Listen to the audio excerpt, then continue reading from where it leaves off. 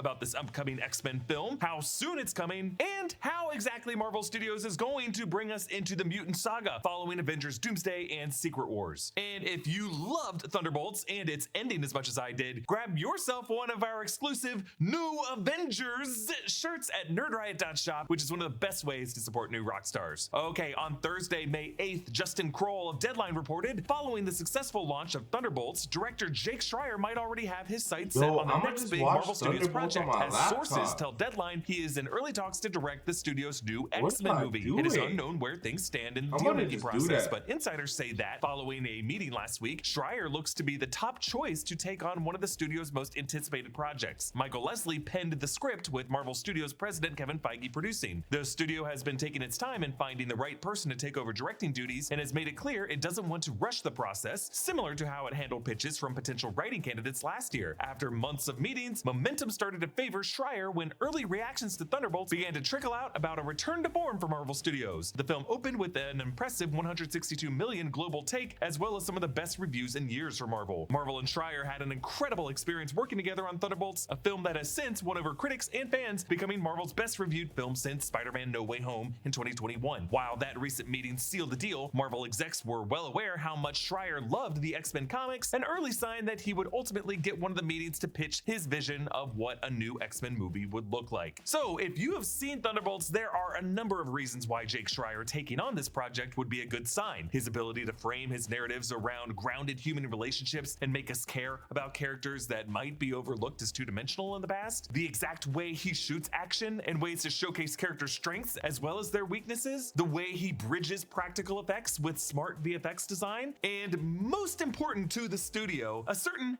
X factor, which is really just a lack of ego and an ability to seamlessly integrate Kevin Feige's vision into the edit. And that has been harder and harder for auteur directors to reconcile with their own visions for these projects. Like, say what you will about the Russo brothers and how good of film directors they actually are, especially outside of Marvel Studios, but the reason Marvel keeps going back to them is that they really are good team players for the studio and know how to execute what Kevin Feige wants for these projects and how to deliver big time on fan expectations with well-structured movies with enough surprises that make these billion-dollar hits. I was also interested to read Deadline report that Michael Leslie penned the script, as in the draft of the script is done. This is not like other industry reports that we read that so-and-so is writing the script. Michael Leslie was reported to be the writer on this project back in May 2024 by, hey, look at that, Deadline's Justin Kroll. Kroll's source is probably the same exact person attached to this project for both of these updates on the story. But in July 2024, Kevin Feige told Gizmodo that this film would feature, quote, a mix of characters you've seen before and characters you've never seen before in film, and that his priority would be to introduce the soap opera elements of the X-Men into the MCU. And then last November, Kevin Feige told Brazilian news outlet Omelete, when we were preparing for Avengers Endgame years ago, it was a matter of getting to the grand finale of our narrative, and then having to start all over again after that. This time, heading into Secret Wars, we already know very well what the story is going to be up until then and after that. The X-Men are an important part of that future. Indeed, in a Wall Street Journal report on Marvel Studios' inner workings over the past several years, it was reported that Kevin Feige has a 10-year plan for Marvel's future. Jessica Clemens and I actually go into that plan in this weekend's episode of Marvel Sneak Peek. And by the way, if you want some more bite-sized versions of our longer podcast episodes, New Rockstars now has a 4th channel, New Rockstars Highlights, that you can subscribe to. But anyway. You got 4 channels? These guys make bank. I swear. I've been watching these guys for so long. These guys make serious bank. If you consider that Secret Wars is still 2 years away, the remaining 8 years of that, of a 10-year plan, could really just be Kevin Feige's outline for his mutant saga. What the focal characters will be, how they come together into teams, who the villains are, how the mutants fit into the rest of the Marvel landscape. And the reason he calls it the soap opera elements is he imagines this not as like a series of independently ending storylines, but rather just an ongoing narrative and different realignments of characters. Like, I think we're gonna see a mutant saga where the villains don't die at the end of every movie, but the heroes having to live with them. Avengers Doomsday is coming May 1st, 2026, and Avengers Secret Wars is currently slated for May 7th, 2027. Hearing this news report right now makes me think that at a San Diego Comic-Con this July, Kevin Feige might confirm what the next big Marvel event film and release date will be after Secret Wars. And now I'm thinking it might be Marvel Studios X-Men coming May 5th, 2028. It is possible, though, that they might have to save it for 2029. And the only reason I think that might be possible is if if Disney is having to wait a certain amount of time for legal reasons due to Dark Phoenix coming out in summer 2019. So 2029, I'd be 2025.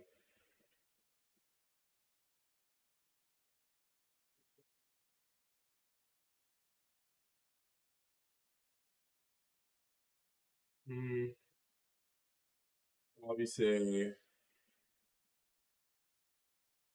around 28. 2027.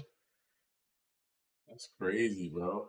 When that movie comes out, Like there might be a holy mandatory shit. 10-year delay. I'm not basing that off of any contract paperwork I've seen. There might just be something like that in there. But either 2028 or 2029, why so far away if it's 2025 right now? Well, the Deadline article noted that this report came mostly out of Jake Schreier turning down other offers to clear his schedule for the next couple years as this movie is being developed. Michael Leslie, before writing this X-Men film, wrote 2023's The Hunger Games: The Ballad of Songbirds and Snakes, and I feel like that might have helped him get this project, especially if this MCU X-Men film goes in the direction we theorize it's going in this weekend sneak peek episode. A film centered around the new X-Mansion, a place that they could build for their Disney parks and you could go hang out in and ride in a ride-in, you know, like basically Avengers Campus's Hogwarts. Stories centered around the point of view of young mutants and the generational divide with their mutant teachers as hostile government forces oppress them. We're always watching movies through three lenses. One is focused on what's happening in the foreground, plot, character development, that kind of stuff. One is focused on fun details that are buried in the background, Easter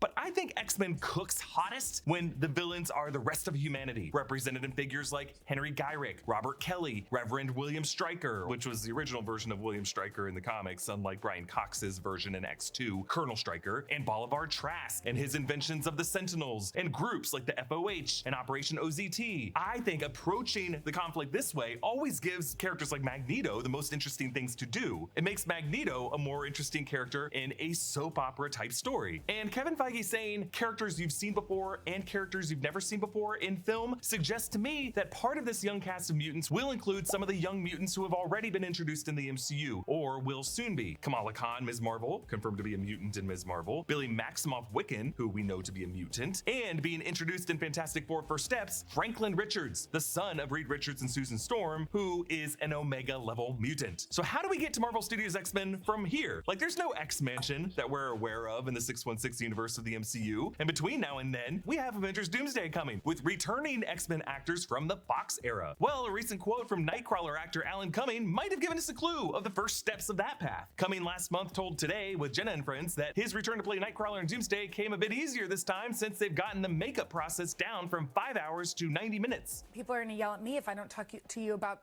returning to the Marvel world. Yes. That's great. Yeah. Isn't that nuts? Are you excited? Yes, / like amazed. It's 23 years since I was a superhero. There I am. Oh my God. So are you going to wear all that stuff again? Yeah, I've had some makeup tests already. When That's a long process. Yeah. Right? Well, actually, what's great about it was like 4.5 to 5 hours before, and now it was 90 minutes. How? Because before, all the tattoos were done by hand because they hadn't decided on them before we started filming. And now they're on these little things that just stick on. Oh, great. Wow. It's a game changer. Stickers. So I'm going back to being a 60-year-old superhero. Oh, great. And everyone seems really lovely. And I go to London on Sunday. It's starting right away. It's in pre-production now. It starts shooting quite soon. Now, that interview was April 4th, a week after Alan Cumming was announced in the March 26th Avengers Doomsday Chairs stream. And since then, Cumming was asked again about his work on Doomsday by BuzzFeed UK, and he said this. I'm sort of learning these fights. I'm like, what? Who am I fighting with? And I said, you're hitting Pedro Pascal against the head. Whoa! This suggests that Doomsday will include a fight scene between Reed Richards, Mr. Fantastic, Pedro Pascal, and Kurt Wagner, Nightcrawler, Alan Cumming, which I can only imagine being sick. Think about it. A super smart, stretchy man of science versus a teleporting man of faith. who has to bamf through the brimstone dimension every time he wants to get around his stupid stretchy boots. A theory I pose in this week's Fantastic Four video is that the Fantastic Four ship that we see in the Thunderbolts post-credit scene might contain the Fantastic Four and the X-Men they saved from the threatened X-Men Earth 10005, including Nightcrawler, after they first go to that Earth. But their first encounter with the X-Men in that X-Mansion, the place where we saw Beast and Monica Rambeau in the Marvel's post-credit scene, could go not that well and start with a Reed versus Kurt fight. I just like the idea of Doomsday's first act being set in the ruins of the X-Mansion from the 10005 universe, and Secret Wars could end by showing us the new X-Mansion of the 616 universe after Reed Richards' son, Franklin Richards, fixes the fractured world of Battleworld into a new... Yeah, that would be tough. That would be so tough. If that's what happens, I swear that'd be tough. Peaceful, livable, merged universe. That's kind of what Franklin Richards does at the end of the 2015 Secret Wars comic storyline. And so that way, Battleworld and Secret Wars could introduce us to the new mutant lineup with new actors in a district of Battleworld at first that we call a chunk of Westchester or Genosha or Krakoa from a different reality, with those mutants having lived their lives in that alternate reality. And then when Franklin reassembles everything into a restored 616 universe, those new actors could be the new X-Men lineup in the MCU, and then going forward could coexist on the mutant campus with known MCU mutants like Billy Kaplan and Kamala Khan. Then the multiverse saga of the past would be behind us, and we could just have 8 great years of mutant stories in films and series. And that post-multiverse X-Men story, I think, needs a director who knows how to prioritize ensemble chemistry and how sometimes just getting through the day can be an Avengers level conflict of its own. Now let's see if Jake Schreier could keep that job, because at one point we were getting a John Watts Fantastic Four and a Destin Daniel Cretton Avengers Kang Dynasty. Comment down below with your thoughts on this future X-Men. What? Bro. I know sometimes they nerf some of the characters, but bro, I believe in Kevin Feige, bro. You know? I never seen Thunderbolts, but I've been hearing good reviews, so. And Thunderbolts wasn't even supposed to be one of the biggest movies, so let's just see what they have in store before we jump the gun, bro.